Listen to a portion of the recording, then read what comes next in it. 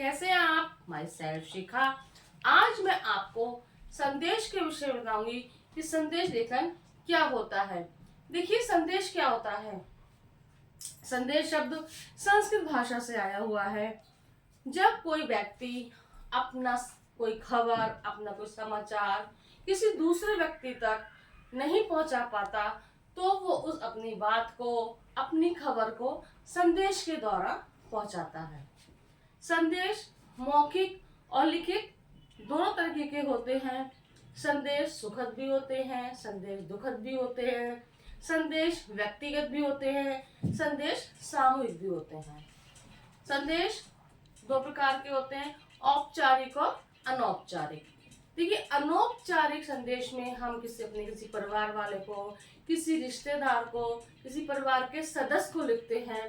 और औपचारिक संदेश हम किसी ऑफिस के अधिकारी, कर्मचारी या फिर जनमानस को लिखते हैं।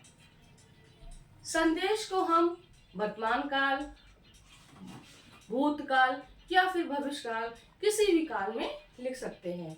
संदेश कई प्रकार के होते हैं, जैसे शोक संदेश, पर्व या त्योहार का संदेश, मिश्रित संदेश, व्यक्तिगत संदेश, सामाजिक संदेश।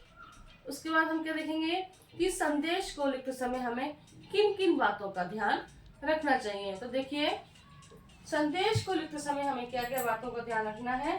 देखिए, जब हम संदेश लिखते हैं तो सबसे पहले हम क्या करते हैं, संदेश के लिखने के लिए हम एक बॉक्स बना लेते हैं या फिर किसी गोले में संदेश लिखते हैं।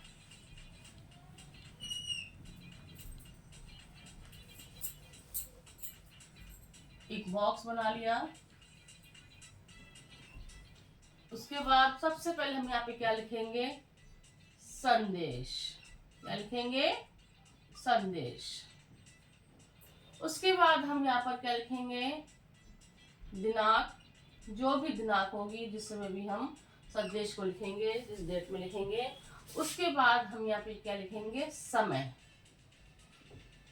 संदेश को क्या करेंगे, पहले यहाँ पर संदेश लिखेंगे, उसके बाद दिनांक लिखेंगे, जो भी दिनांक जिसमें हम संदेश लिखते हैं, जो भी दिनांक होगी वो, और समय, जो भी समय होगा, चाहे वो सुबह का समय हो, दोपहर का समय हो, फिर रात का या फिर शाम का, वो यहाँ पर हम लिख देंगे। उसके बाद यहाँ पर हम अपना संदेश लिखेंगे। संदेश जब हम लिखते हैं तो क्या होता है, उसकी अधिकतम शब्दों की सीमा 30 से 40 शब्दों की होनी चाहिए। और संदेश की जो भाषा होती है वो बहुत अधिक स्पष्ट और प्रभावशाली होना चाहिए। ज़्यादा फालतू बातों को हम संदेश में नहीं लिखते हैं। इसके बाद क्या करते हैं, यहाँ पर अपना नाम लिख देते हैं। यहाँ पे क्या लिखते हैं, अपना नाम लिख देते हैं। ठीक है। और क्या करते हैं, संदेश को और अधिक प्रभावशाली बनाने के लिए हम इसमें रंगों का भी प्रयोग कर सकते हैं। और अधिक अच्छा बनाने के लिए हम इसमें कविता लिख सकते हैं, कोई शायरी लिख सकते हैं, कोई श्लोक लिख सकते हैं। शब्दों की जो भाषा होती है वो बहुत अधिक प्रभावशाली होनी चाहिए। ज़्यादा फालतू बातें हम संदेश में नहीं लिखते हैं। तो ये क्या हुआ, हमारा संदेश। तो संदेश के जो इसके शब्दों की सीमा होती है वो 30 से 40 शब्द होनी चाहिए।